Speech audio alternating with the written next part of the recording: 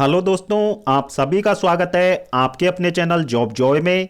तो दोस्तों, RRB JE भर्ती सीबीटी 1 एग्जाम आपका कंडक्ट हो चुका है। अब दोस्तों, एग्जाम कंडक्ट होने के बाद में इस वीडियो में हम बात करने वाले हैं आरआरबी जेई भर्ती सीबीटी 1 का एक्सपेक्टेड कट ऑफ कितना रह सकता है, कैटेगरी वाइज कितना सेफ स्कोर यहां पे रह सकता है कि कैंडिडेट सीबीटी 2 की तैयारी में यहां पे लग जाएं।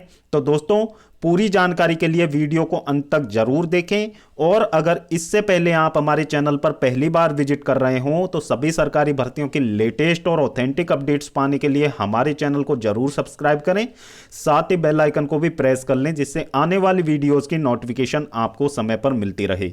तो दोस्तों, जैसा कि आप सभी को पता है, आरआरबी जेई सीबीटी 1 एग्जाम 16 दिसंबर, 17 दिसंबर और 18 दिसंबर की डेट में यहां पे वॉरियर शिफ्ट में यहां पे कंडक्ट करवाया गया है।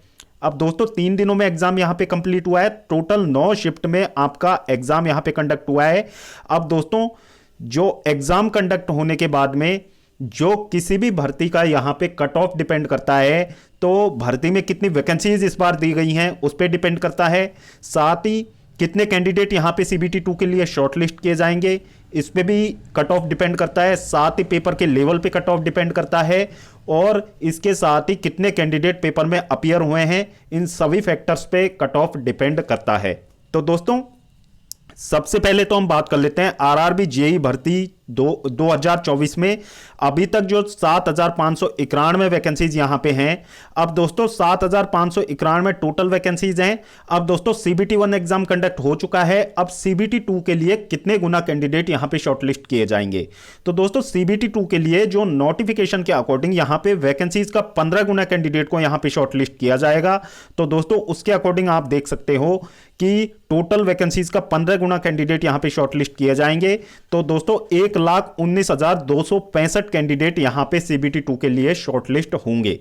अब दोस्तों, 1,19,265 कैंडिडेट यहां पे शॉर्टलिस्ट किए जाएंगे और दोस्तों वैकेंसीज के 15 गुना कैंडिडेट यहां पे शॉर्टलिस्ट होंगे। अब दोस्तों, दूसरी चीज अटेंडेंस के बारे में हम बात कर लेते हैं कि ओवरऑल जो अटेंडेंस, अभी तक कोई ऑफिशियल डेटा इस पे नहीं आया है, लेकिन दोस्तों जो कैंडिडेट के रिव्यूज के अकॉर्डिंग, क्योंकि जो आरआरबी जेई भर्ती होती है वो मेनली टेक्निकल वाले कैंडिडेट्स की होती है, टेक्निकल वाले स्टूडेंट्स इस एग्जाम को देते हैं। तो दोस्तों, इनमें यहां पे अटेंडेंस हाई देखने को मिलती है, क्योंकि जो एसआई भर्ती होती है उसमें अटेंडेंस इसलिए कम देखने को मिलती है क्योंकि वहां पे ज्यादा सीरियस कैंडिडेट्स नहीं होते हैं। जो सीरियस कैंडिडेट्स होते हैं वही यहां पे एग्जाम में अपीयर होते हैं, इसलिए इसमें अटेंडेंस आपको 70% के आसपास या इससे ज्यादा भी यहां पे देखने को मिल सकती है। अब दोस्तों, बात कर लेते हैं ओवरऑल एग्जाम के लेवल पे, एग्जाम किस लेवल का यहां पे रहा था। तो दोस्तों, जैसा कि आप सभी को पता है, इससे पहले एएलपी भर्ती सीबीटी 1 यहां पे कंडक्ट करवाया गया था। उसके बाद में एसआई भर्ती का यहां पे सीबीटी टेस्ट यहां पे कंडक्ट करवाया गया है। तो दोस्तों, दोनों ही एग्जाम्स में आपने देखा था कि पेपर का लेवल प्रीवियस ईयर की तुलना में थोड़ा सा अच्छा यहां पे पूछा जा रहा है इस बार। तो दोस्तों, सेम वही चीज यहां पे आरआरबी जेई भर्ती में यहां पे अप्लाई की गई है। तो दोस्तों, जो पेपर का लेवल था वो यहां पे थोड़ा सा पिछली बार की तुलना में थोड़ा सा अच्छा यहां पे पूछा गया था। तो दोस्तों, जो 9 शिफ्ट यहां पे कंडक्ट करवाई गई हैं, तो दोस्तों सभी तरीके की शिफ्ट यहां पे देखने को मिली हैं। कई शिफ्ट यहां पे इजी टू मॉडरेट भी बताई गई हैं कैंडिडेट के अकॉर्डिंग, कुछ शिफ्ट को कैंडिडेट मॉडरेट टू टफ भी बता रहे हैं और कुछ शिफ्ट को यहां पे कैंडिडेट मॉडरेट भी बता रहे हैं। तो दोस्तों, ओवरऑल जो पेपर का लेवल था वो आप मान सकते हो इजी टू मॉडरेट यहां पे ओवरऑल जो एग्जाम का पैटर्न यहां पे इस बार देखने को मिला है। तो दोस्तों, ओवरऑल जो एग्जाम का लेवल था इजी टू मॉडरेट था, क्योंकि दो जीएस में जो क्वेश्चंस यहां पे पूछे गए थे, मैथ और रीजनिंग तो आप सभी को पता है, जिन भी कैंडिडेट ने एएलपी भर्ती यहां पे दिया होगा, साथ ही जिनने एसआई भर्ती यहां पे दिया होगा, तो उन सभी को अंदाजा है कि मैथ और रीजनिंग यहां पे किस लेवल का पूछा जा रहा है। फिर दोस्तों, जीएस की बात की जाए तो जीएस में स्टैटिक जीएस यहां पे अच्छा खासा पूछा जा रहा है और यहां पे ज्यादा कुछ अलग यहां पे नहीं पूछा गया, रिपीटेड क्वेश्चंस थोड़े देखने को मिले, इसलिए जो ओवरऑल जो पेपर का लेवल था वो इजी टू मॉडरेट इस बार यहां पे देखने को मिला है जेई भर्ती सीबीटी 1 का। अब दोस्तों, बात कर लेते हैं नॉर्मलाइजेशन की। तो दोस्तों, जो रेलवे ने नया नॉर्मलाइजेशन फॉर्मूला यहां पे अप्लाई किया है, तो दोस्तों 9 शिफ्ट में यहां पे एग्जाम कंडक्ट हुआ है, तो 9 शिफ्ट में ज्यादा वेरिएशन आपको यहां पे देखने को नहीं मिलेगा, क्योंकि 9 शिफ्ट में पेपर में ज़्यादा उतार चढ़ाव यहाँ पे देखने को नहीं मिलता है। फिर भी हम नॉर्मलाइजेशन की यहाँ पे बात कर लेते हैं, क्योंकि नॉर्मलाइजेशन का पता आंसर की आने के बाद में पता चलेगा, जब शिफ्ट वाइज रॉ स्कोर का डेटा हमारे पास आएगा उसके अकॉर्डिंग यहाँ पे पता चलेगा कि किस शिफ्ट का डिफिकल्टी लेवल ज़्यादा था और कौन सी शिफ्ट आपकी ईजी थी। तो दोस्तों जो सबसे डिफिकल्ट शिफ्ट होंगी, जो मॉडरेट टू टफ वाली शिफ्ट होंगी आपकी, तो उनमें नॉर्मलाइजेशन से आपको 9 से 10 नंबर तक का फायदा यहां पे देखने को मिलेगा। और जो मॉडरेट शिफ्ट होंगी आपकी, इजी टू मॉडरेट जिनको आप बोल सकते हो, तो दोस्तों जो मॉडरेट लेवल की शिफ्ट होंगी उनमें यहां पे 4 से 5 या फिर 5 से 6 नंबर तक का इंक्रीमेंट आपको यहां पे देखने को मिलेगा। और दोस्तों जो यहाँ पे इजी टू मॉडरेट यानी कि इजी लेवल की जो शिफ्ट होंगी, जिनका डिफिकल्टी लेवल सबसे कम है, उनमें यहाँ से 101 से यहाँ पे 2 नंबर तक का इंक्रीमेंट आपको देखने को मिल सकता है। इससे ज़्यादा इंक्रीमेंट आपको देखने को नहीं मिलेगा, क्योंकि दोस्तों जो परसेंटाइल बेस्ड नॉर्मलाइजेशन फॉर्मूला है उसमें इतने ही मार्क्स यहाँ पे इंक्रीज होते हैं, ज़्यादा इंक्रीमेंट देखने को नहीं मिलता है। ये नहीं कि 20 से 25 नंबर का इंक्रीमेंट आपको देखने को मिल जाए, ऐसा बिल्कुल नहीं होता है। ज़्यादा से ज़्यादा 10 से 11 नंबर तक का इंक्रीमेंट आपको देखने को मिल सकता है यहां पे। अब दोस्तों यहां पे जो कट ऑफ आपकी तैयार होने वाली है, वो कट ऑफ आपकी सभी आरआरबी जोन्स की अलग अलग जाएगी। जैसा कि आप सभी कैंडिडेट को पता है कि फॉर्म अप्लाई करते समय आपने अलग अलग आरआरबीज से यहां पे फॉर्म अप्लाई किया था। और दोस्तों कुछ आरआरबीज में वैकेंसीज काफी ज्यादा थी, जहां पे ज्यादा कैंडिडेट ने अप्लाई किया। फिर कुछ आरआरबीज में वैकेंसी यहां पे मॉडरेट में थी, तो वहां पे मीडियम जो संख्या में यहां पे कैंडिडेट ने अप्लाई किया। और कुछ आरआरबीज ऐसे थे जहां पे वैकेंसीज बहुत कम थी और वहां पे उसी के अकॉर्डिंग यहां पे छात्रों ने अप्लाई किया। तो दोस्तों आपकी जो ओवरऑल कट ऑफ निकल के आएगी, वो आरआरबी वाइज यहां पे आपकी अलग अलग कट ऑफ निकल के सामने आएगी। अब दोस्तों इस वीडियो में जो हम आपको कट ऑफ बताने वाले हैं, वो सबसे पहले तो रॉ मार्क्स के बेसिस पे आपकी कट ऑफ होगी।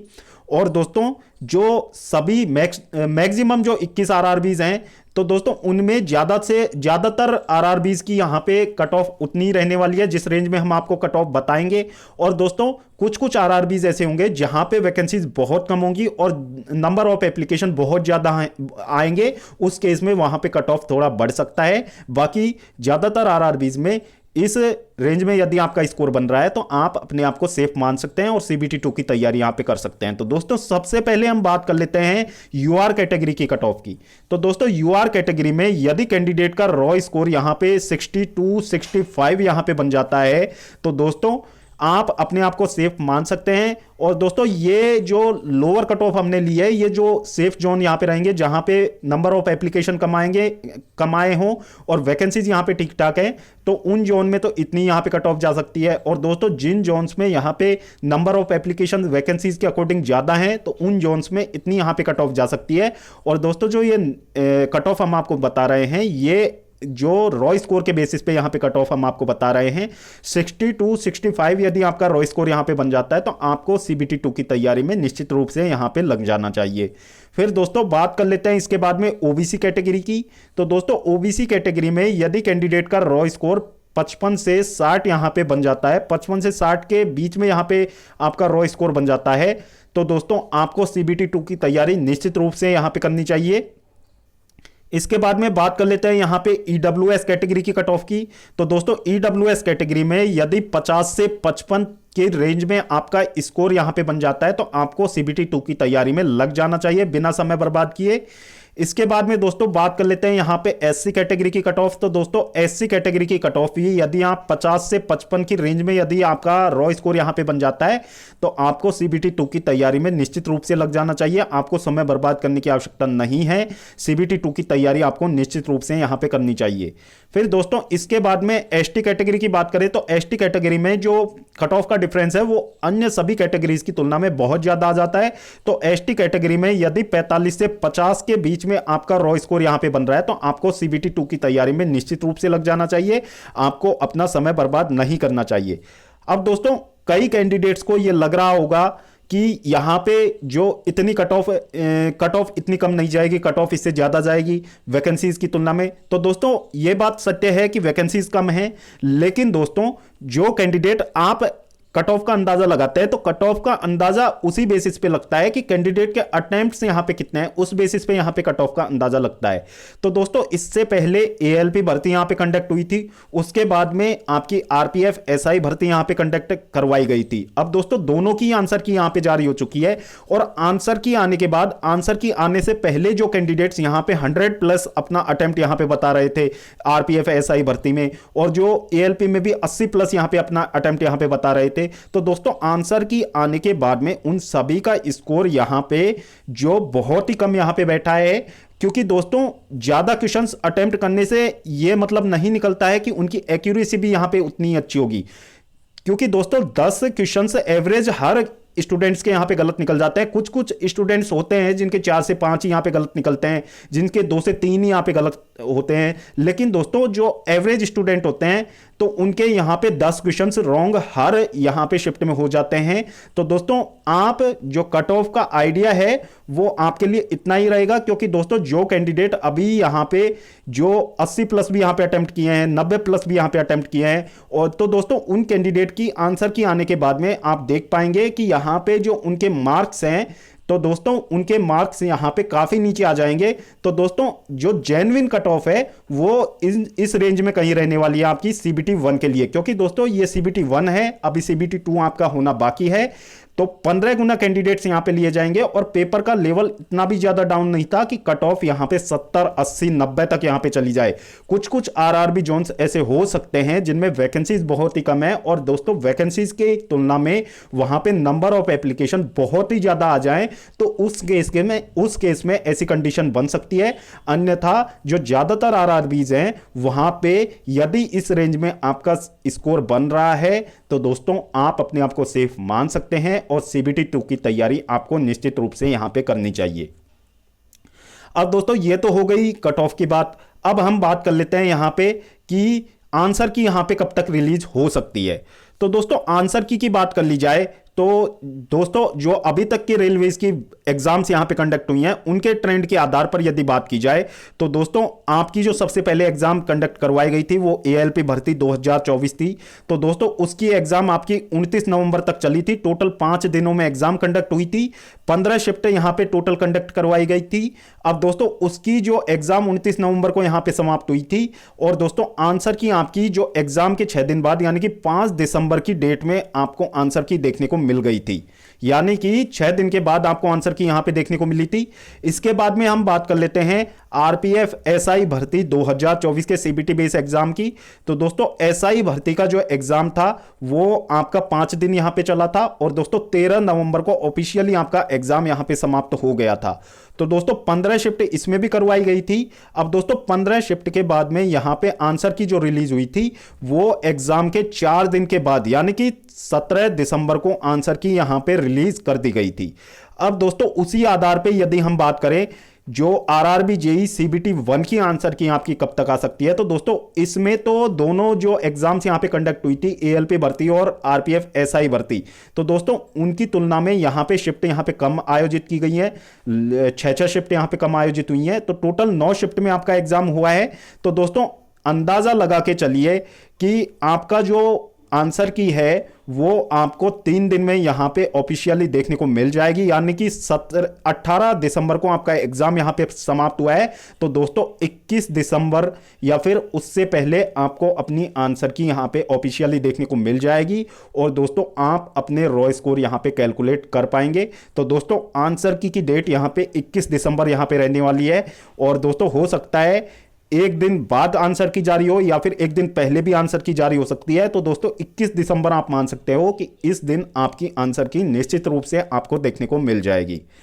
तो दोस्तों वीडियो देखने के लिए धन्यवाद। वीडियो पसंद आई हो तो वीडियो को लाइक करें और अपने दोस्तों के साथ जरूर शेयर करें, और अगर इससे पहले आप हमारे चैनल पर पहली बार विजिट कर रहे हो तो सभी सरकारी भर्तियों के लेटेस्ट और ऑथेंटिक अपडेट्स पाने के लिए हमारे चैनल को जरूर सब्सक्राइब करें, साथ ही बेल आइकन को भी प्रेस कर ले जिससे आने वाली वीडियोस की नोटिफिकेशन आपको समय पर मिलती रहे। तो दोस्तों इस वीडियो में फिलहाल इतना ही, जल्द मिलते हैं एक और नई सरकारी भर्ती की लेटेस्ट और ऑथेंटिक अपडेट के साथ। तब तक के लिए स्वस्थ रहें, तंदुरुस्त रहें और अपनी फ्यूचर एग्जाम्स की प्रिपरेशंस को जारी रखें।